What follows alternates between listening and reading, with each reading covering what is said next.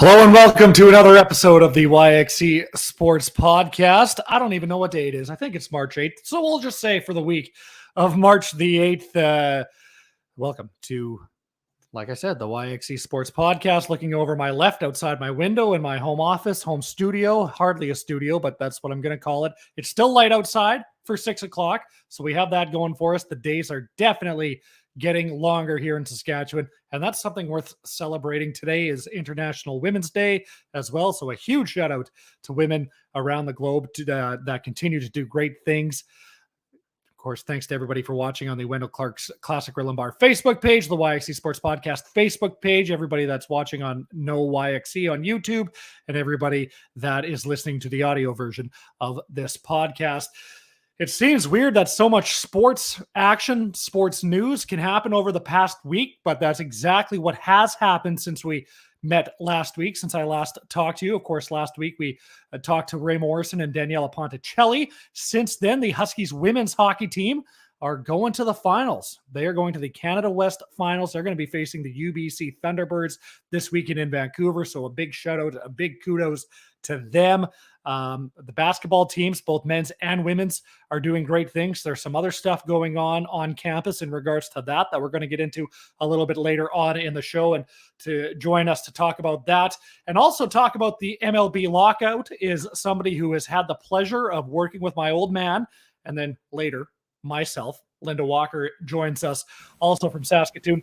Linda, I don't know if it's necessarily a pleasure to work with both of us. I feel like one of us is enough. So I don't know if that's the right word, but thanks for joining us here today. No, it's been all kinds of giggles working with each one of you, Matt, and for different reasons. Yeah. You don't lose your car keys the way your dad used to. And I think he still does, actually. But no, always a pleasure. I'm trying to figure out how I can do a game or work with Adam.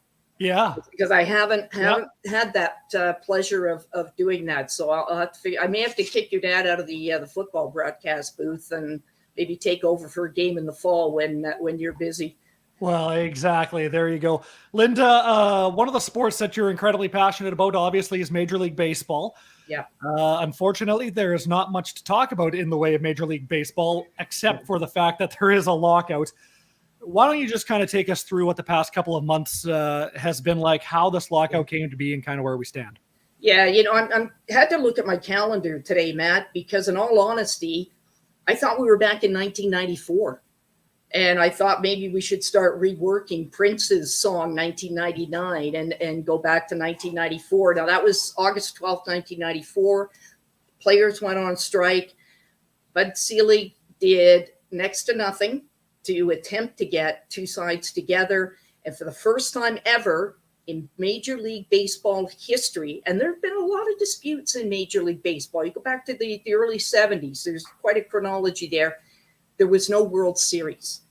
And it wasn't until the court ordered the players and the teams, the owners to let's get it together, guys, and ordered the owners to open up the gates that we had training camp, and 1995 we got back to Major League Baseball. So, that is still a sore spot for all baseball fans, and not just because of how the Expos were doing. And I won't talk about that missing World Series, but I do have on my see, I can never get the camera thing right here. Yeah. This is my Montreal Expos sweater, because I figure we might be talking some hockey as well, Matt. So I wanted to be prepared. But basically, early in the new year, the two sides came together to work out a collective bargaining agreement. Now, when the owners came to the table, they set a deadline that, if we don't have a deal by today, there's going to be a lockout. Now, I have a lot of issues when sides come to a bargaining table and you immediately set that kind of a date. And it puts pressure on the other side. And I think they thought that maybe the baseball players would acquiesce to what the owners want to do. And the players haven't. And I don't see them doing it. And in fact, as some of the stuff I'm reading today, there's probably grounds as this goes on that the players will be able to take the owners to court on unfair labor practice in this. So there are some agreements, but obviously the big ones are concerning money. Yeah. Now, according to Associated Press, the players' salaries have decreased 4 straight years, dropping by 6.4% from 4.45 million in 2017 to 4.17 million on opening day 2021. And that's due to the competitive balance tax, or the luxury tax as it's known. So the players would like to change the amounts where that tax comes into effect. The owners, of course, want to lower it so that, you know, they can come up with more money. Now, teams are making money. Let's not cry poverty, as owners are wont to do, which is another thing that drives me crazy, because they'll cry poverty and then sign some guy who had a month of good hitting to like these multi-million-dollar multi-year contracts. Well, I'm sorry, if you're broke, like, what are you doing? There's just not a lot of logic to what the owners do at times. So I have a problem with that. Now, the Atlanta Braves, their earnings from 2021, and we can get this number because they are owned by a publicly traded company. So, or public company rather, $568 million profit. Well, that's, I think you'd agree with me, Matt. That's pretty darn good. Yeah. You know, no one's offering me $568 million, although I can't think of a reason why they would. So this is a problem. Now, the players also say it's not just necessarily about the bucks in the pockets of the players on this one, because what they're saying is this tax discourages competition and it incentivizes reliance on younger, lower paid players. So, I mean, guys are thinking, you have to think about your job in these talks. So right now, the two sides are on other matters. They're $55 million apart in demands for a newly established pre-arbitration bonus pool, and $25,000 apart in minimum salary expectations. Now, here's another one, Matt. I'm glad you're sitting down. Major League Baseball takes in approximately $11 billion in annual revenue. That's a pretty good chunk of change. Yeah. So I think there is a little more room for the owners to give a little bit to the players here. Well, the YXE Sports Podcast. Sorry to cut you off. I just want to get to the poll results that we ran on social media. So the YXE Sports Podcast, of course, we did run a poll. Who do you support? 46% of people support the owners, or the players rather. 31% of people support the owners, and 23% of us just want to see some baseball back. And we were talking about the poll before we went live here, and you said that that's actually a little bit different than the 1994-1995 lockout.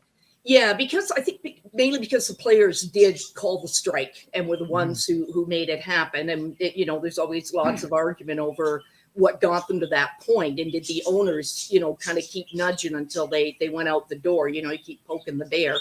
But yeah, it was kind of the opposite in 94 and 95. More people supported the owners and targeted the players for their anger over baseball being having to be canceled. So it's interesting how the mindset has changed in the 27 years that we've gone by since the last time we had this kind of a situation. Now, I think the owners learned something from that. In nobody wants to see a World Series get canceled again. That's where your highest revenues are coming in any sport as soon as you hit the playoffs, because your ticket prices go up. More people want to come to the game. It's, they're fantastic revenue makers. So that they learned. So instead, come back to the table, set your lockout for the opening of spring training. And okay, so you're canceling the first couple of series of the regular season. There's not a lot of money being lost there, because in a number of the markets, spring's a little chilly. We're all wusses. And many don't want to go and be cold watching baseball. Yeah. It's a summer sport. So they're not losing necessarily all that much. Now, the real losers in this are the people who work at the stadiums. Yeah.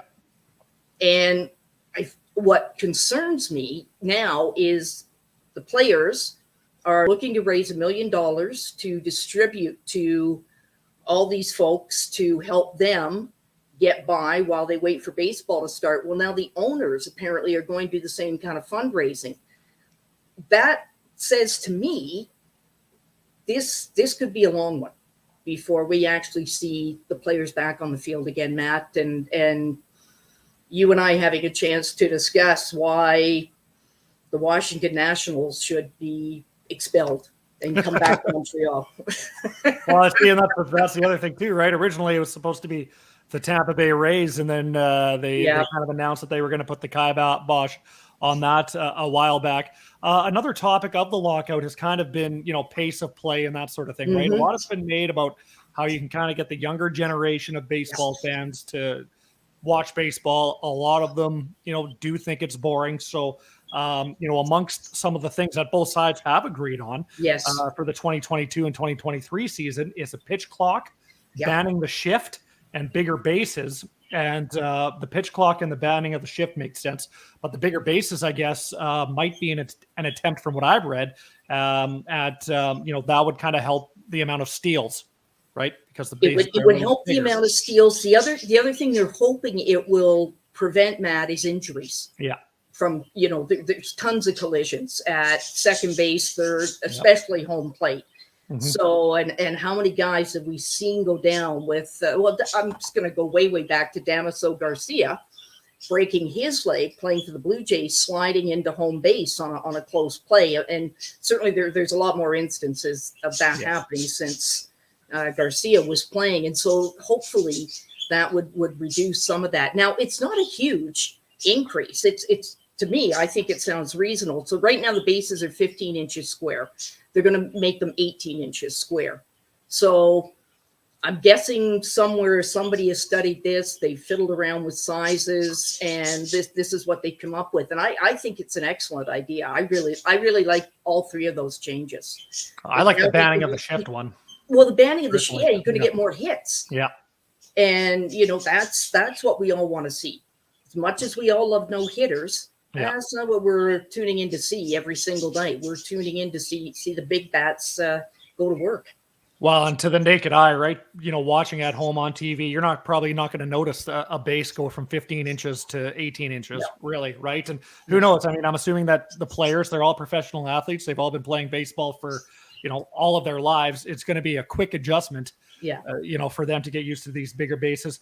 How much blame, and, this is a guy, as in any sport with any lockout, the commissioner, the top dog is always of focus and definitely not short of criticism. How much blame do you put on MLB Commissioner Rob Manfred for this? A ton. All of it, actually.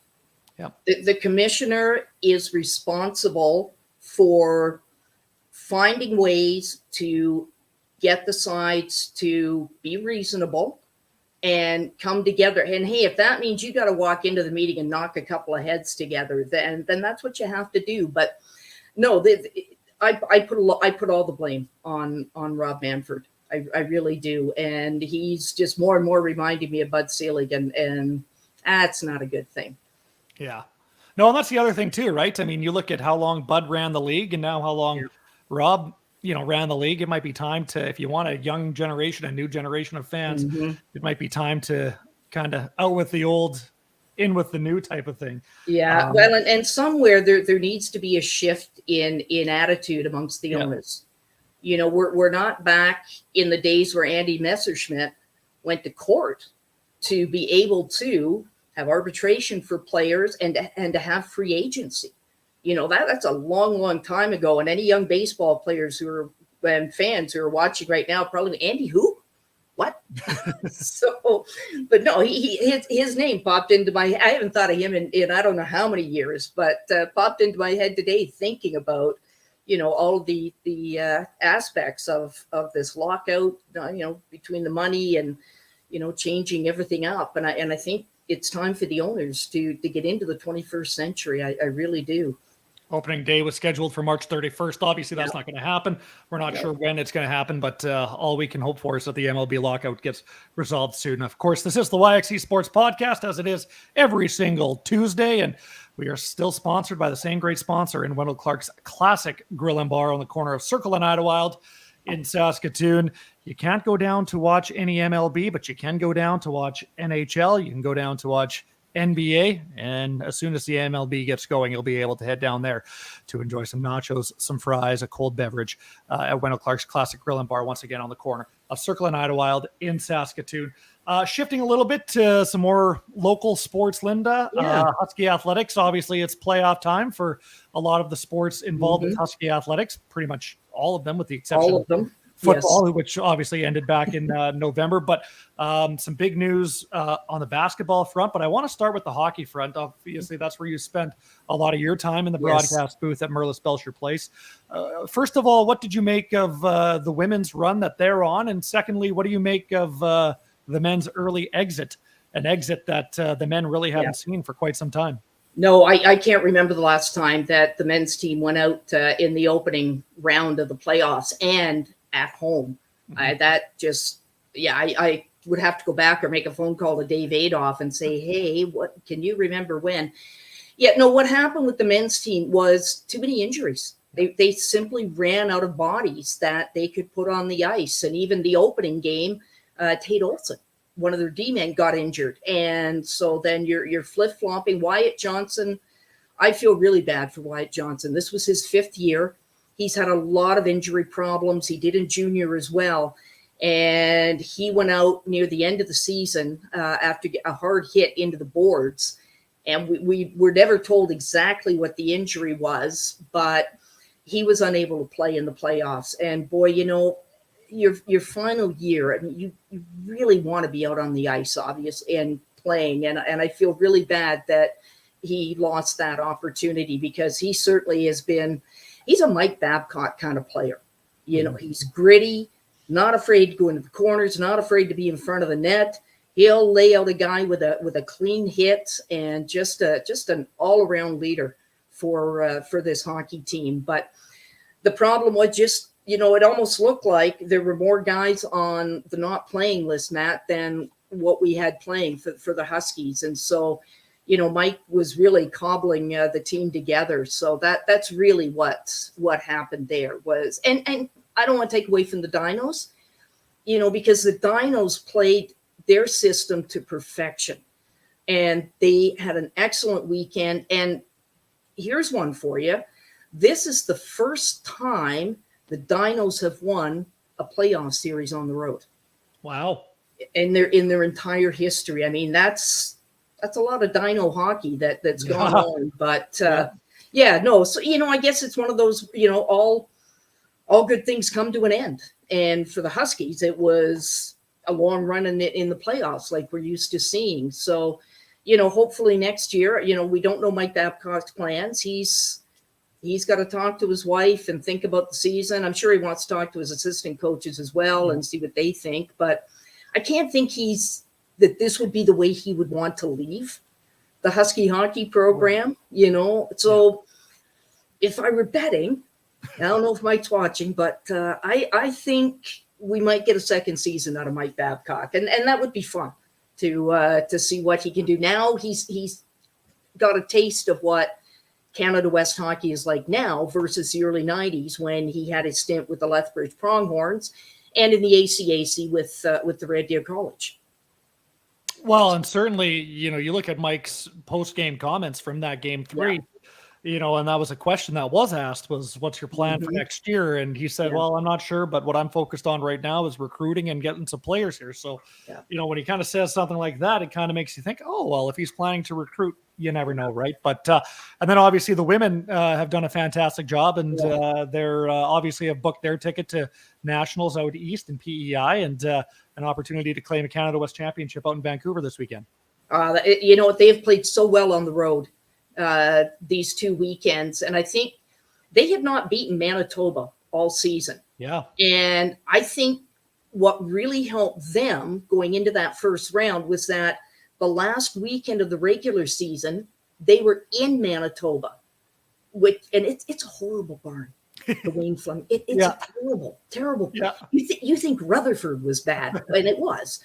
But so, I think that gave them a bit of an advantage and in their mindset because, it was just the weekend before you were in and you're going to remember how the pucks bounce off the boards and, the different aspects about the ice and, what you could do in certain spots. Because, with ice, Matt, you played hockey, that, sometimes that there's certain parts of the ice are better for passing, shooting from versus others. It gets a little chippy in spots. So I really think that helped them going back into Manitoba so soon. And I'll tell you, Cameron Drever. Yeah, boy, amazing. Oh boy, Yeah. She is just having a fantastic playoff. And, going back to Alberta to play, I mean, she had her whole family there. She's from Edmonton. And having a chance, playing Mount Royal in Calgary, and they all came, and she had her cheering section, and boy, oh boy, she has really stepped up her play. But all of that with the team really started happening in the second half of the season. What I noticed was seemed to be more buy-in, because this is a very, very young team, as a lot of the teams in Canada West are, because missing that season from COVID, a lot of players didn't come back. They moved on. And so you could just see where they really started to gel and come together. They were getting it, how things work in the league and on the team, how, to play with the different players. Bailey Barassa finally was able to get that albatross off her neck and started scoring like we've seen her do in her previous 4 seasons in Canada West. And they really, really got on a roll. And boy, it was fun to watch. No, absolutely. We are running a little short on time, but I did want to touch on basketball, both programs. Yes. Obviously, the women's continuing to have a bunch of success under Lisa Tomaitis, and that's kind of what we've come to expect. But it was announced yesterday, late last night, that Barry Rawlick, head coach of the Huskies men's basketball team, has resigned from his position as head coach right in the middle of a playoff race. The initial story was it was due to potentially some offensive music being played at practice. But, what do you kind of make of that situation? Yeah, that's a tough one. Yeah, I think there's more going on here. Offensive music at one practice, and no, it shouldn't have happened. And I'm not saying that he should have been let off the hook per se, but one practice, I don't know what the music was. And maybe that's part of why he was initially put on administrative leave and then over the weekend handed in his resignation. So, when I saw Chad Jacobson was handling the bench for the weekend, I kind of wondered what was going on. Where's Barry? Why isn't Barry in Lethbridge for this qualifying round? What's going on? And this is what was going on. So I think there's more to the story. I don't know if you and I are going to be able to find out, or, the Husky Athletics will keep quiet to respect Barry's privacy. But I think with Barry resigning, there'll be no investigation because he's gone. Yeah. And what are you going to do? And I tend to think that Barry's decision to resign was also so the players could focus on the playoffs and not about this incident and being questioned about it and thinking about it. So, yeah, it really is too bad. He's had a pretty successful career with the Huskies, taken the 3 national championships, and so whatever's going on, the players seem to have been able to put it behind them, and now they're going to Canada West Final Four, which is tremendous because they're, again, second half of the season, boy, they really have come together as a really tight unit.